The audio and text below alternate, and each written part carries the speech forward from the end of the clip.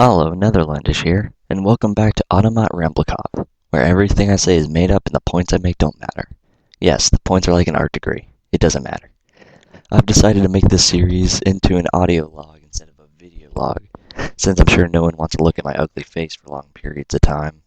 Not to mention it's much easier to edit it in this format than a video.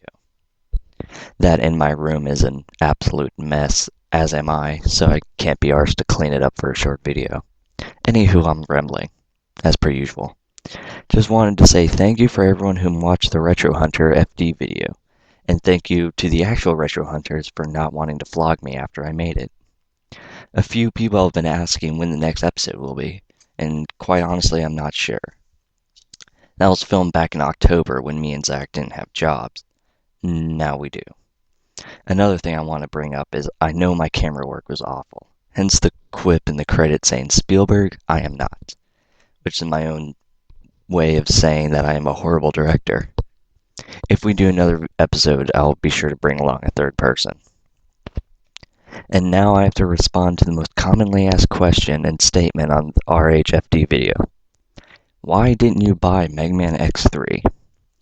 Let me state something that I doubt was visible in the video itself. The label on Mega Man X3 was sun damaged to hell, meaning that it had been there for quite some time. That's kind of saying something when talking in the context of the Wagon Wheel flea market. Who knows if it even still works or not. Not to mention if the guy wanted $20 for Mega Man 2, I think I wanted to see what he wanted for that title. And I know none of you want to hear me say this, so I'm eagerly awaiting angry comments in the video dislikes. I am not a fan of the Mega Man X series. I love Classic, love Legends, and have a couple of the Battle Network games. X, not so much. Actually, the only X game I currently own is Maverick Hunter X, and I've still yet to bother beating it. And I don't care how rare or expensive X3 is, I don't. I am not a true informed video game collector. I collect games that I like. I'd much rather spend $65 on a game that I know I love, like, say, Earthbound, than on a game that I may not like X3.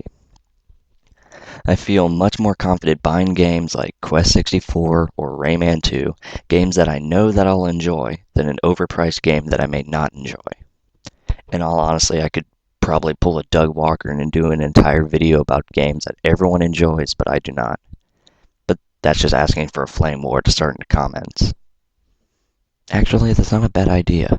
Anywho, let's move on, before I lose any more subscribers. Anywho, I'm terribly sorry it's taken me so long to make this video. Unlike most people, I still live with my family, so I don't really have much leniency to make videos for the internet. Allow me to self-indulge myself by saying that I'm working on my first novel. I've been working on the rough draft of the novel since, I want to say August? Maybe. I don't know. From the parts that I've uploaded to my personal site, I've gotten a bit of good feedback, with the only negativity being from art students who are butthurt that I've yet to go to college and have gone farther into hobby than they ever will with their careers. Haters gonna hate. In a nutshell, the book is actually the third, maybe fourth, in the second saga of novels I plan on creating. Why is the first book actually the third, maybe fourth, in a second series? Because if Andrew Hussey has taught me anything, it's that continuity is for squares. Actually, it's because it's probably the most self-contained story, where the titular character is facing a different foe than in the others, or is after a completely different enemy. And this one's probably the most meta, so there are a lot of names dropped, heroes from different stories pop up, and all the antagonists show up at least once. And it has a cute little Aesop hidden in there for good measure.